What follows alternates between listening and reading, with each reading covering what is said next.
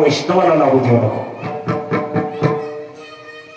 आणि अहंकार जर झाला ना, अहंकार तो देवाला खपत नाही, देवाला सहन होत नाही, तो देवाला खपत नाही. महाराज म्हणतात ज्यांना ज्यांना पारमार्थिक क्षेत्रात अहंकार झाला असेल ते गेले, ते लयाला गेले, ते वायाला गेले. काय फायदा त्यांचा? अभिमान नाडीला तुका म्हणे वाया गेले, तुका वाया गेला, तुका म्हणे वाया गेले.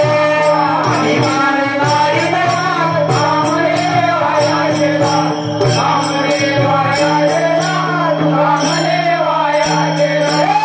अभिमान नाडीला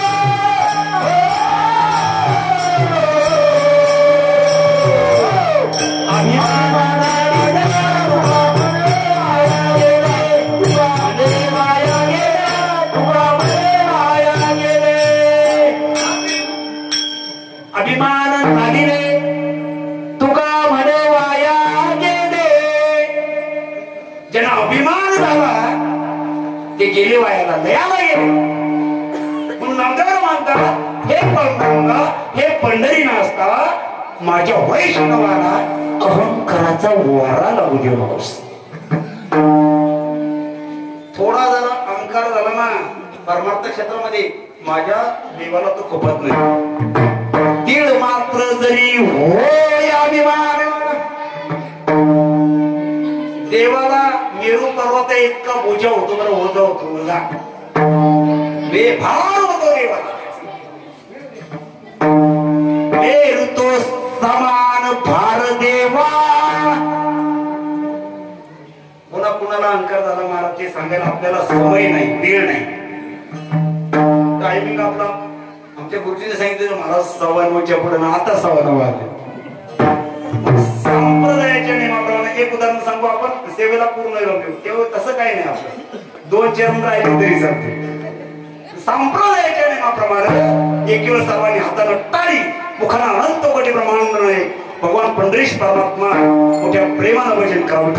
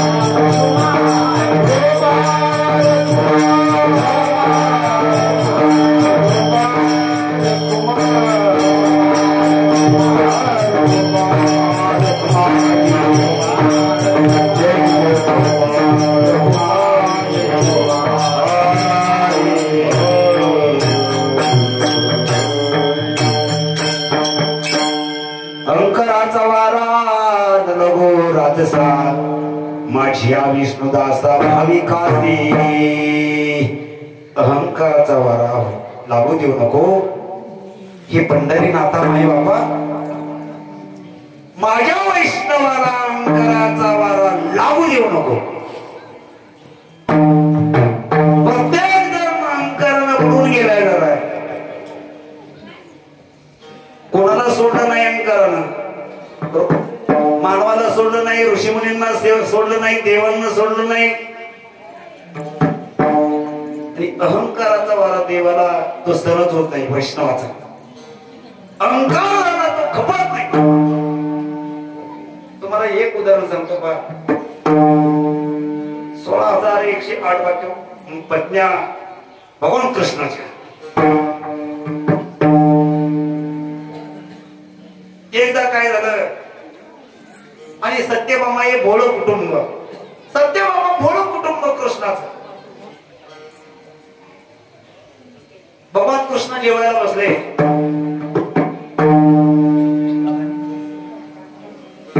ते जेवायला बसले तेवढ्या रुक्मिणी ताट घेऊन आली जेवणाची. सत्यभामा पाणी घेऊन आले. कृष्ण जेवायला बसले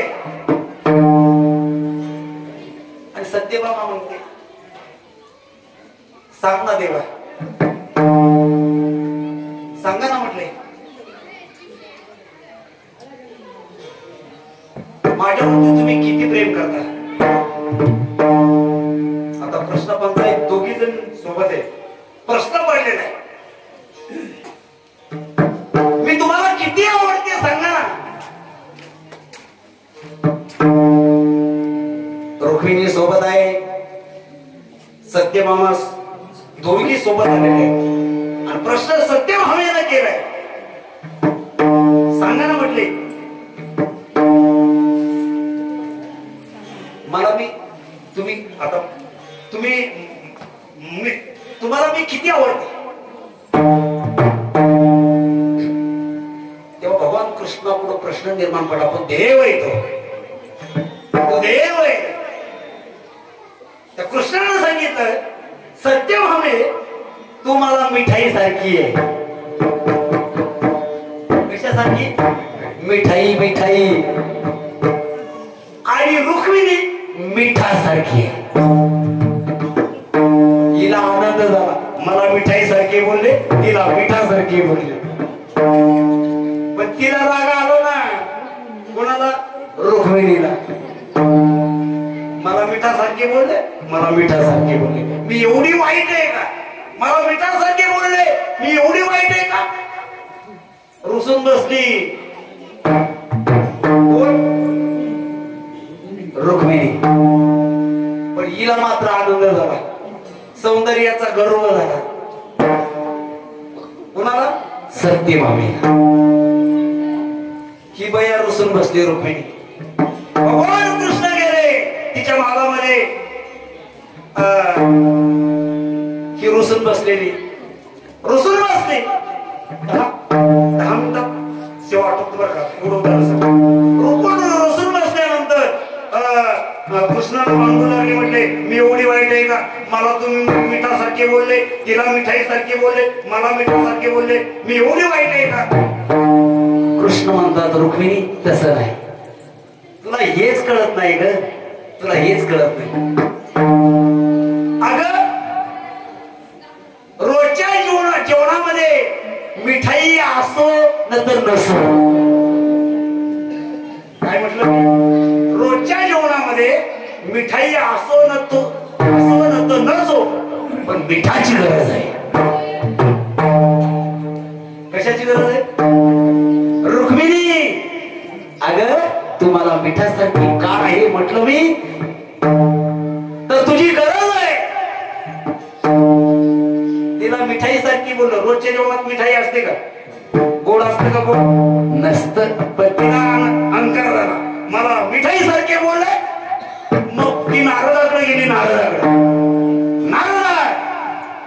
मला जन्मोजन्मी श्रीकृष्ण पती मिळावा असं वाटतं. कोण म्हणते? सत्यभामा.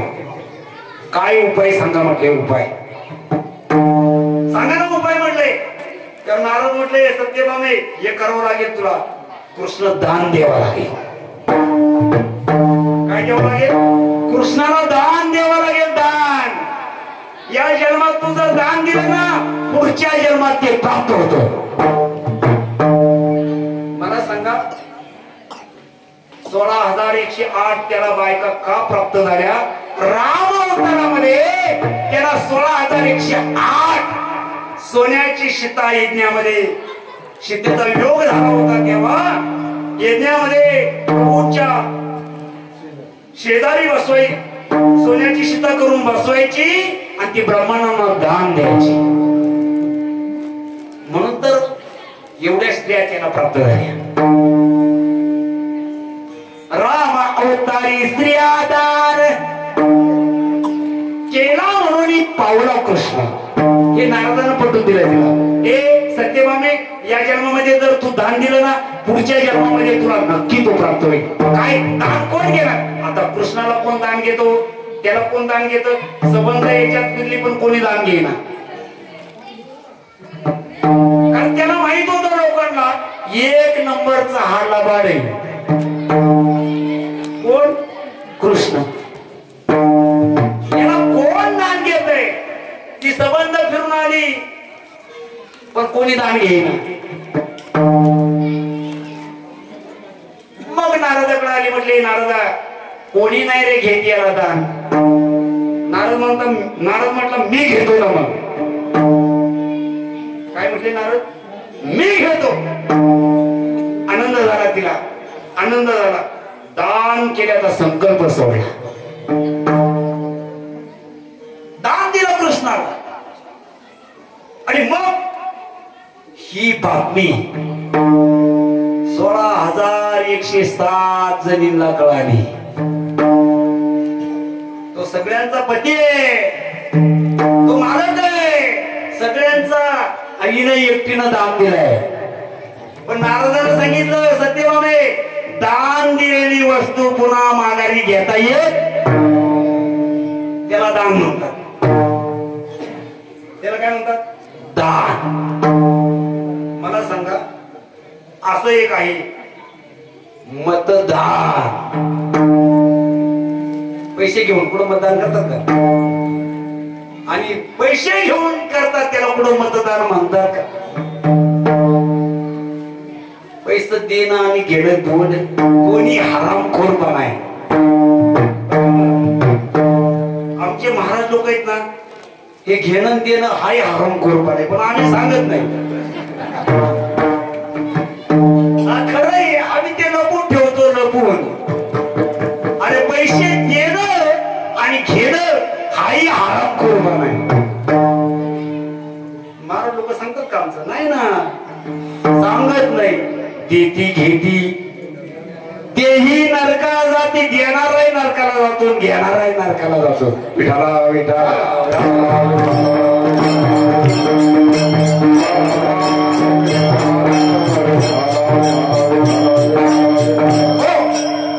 सत्यभामेनं दान दिला.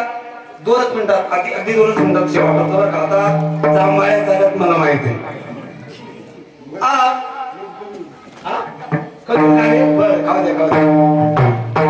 आनंद झाला.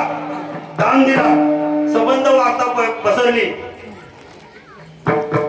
त्या 16,107 जणीमध्ये वार्ता पसरली. म्हटले अगं त्या सत्यभामेनं कृष्णाला दान दिले. दान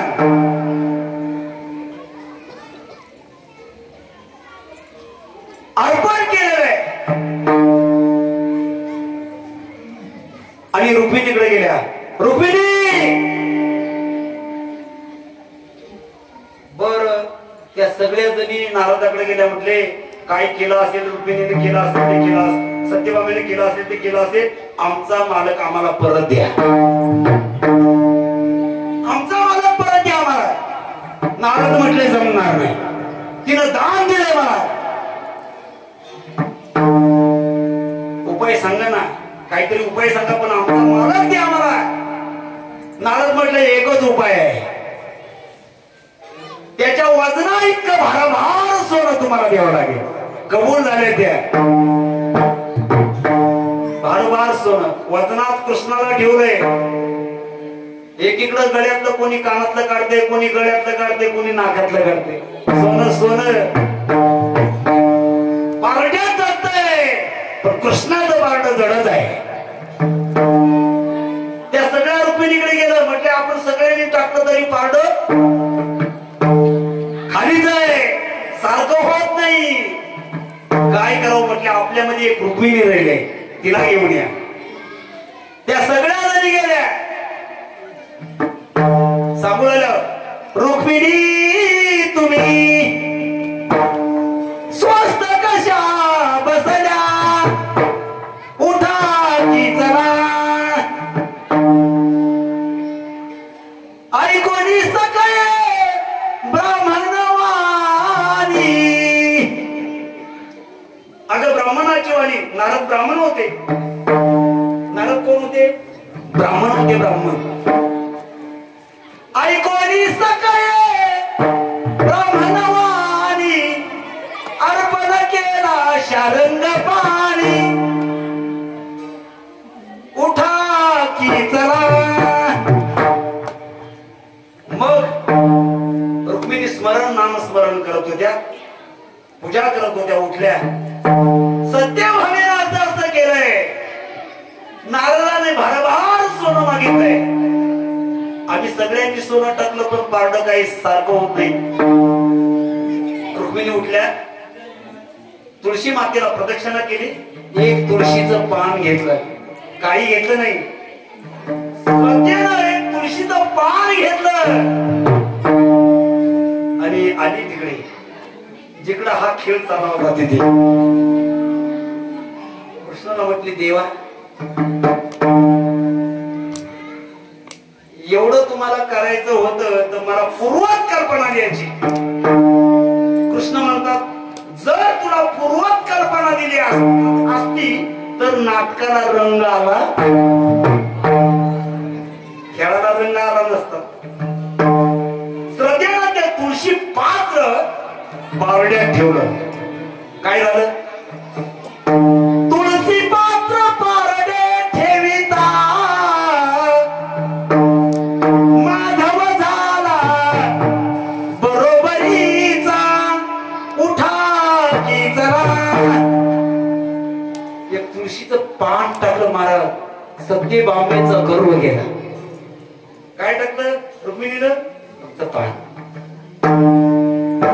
म्हणून अहंकार भवंदरा खपत नाही.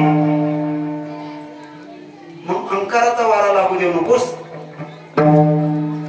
नामदेवरायात पांडुरंगा म्हणता, देवा एक मागतो.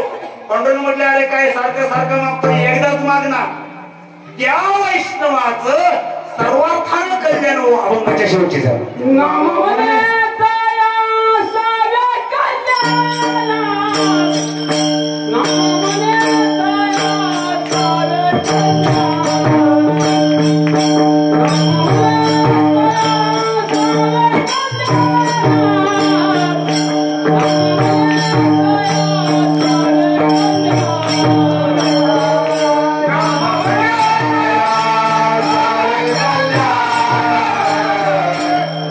Bye.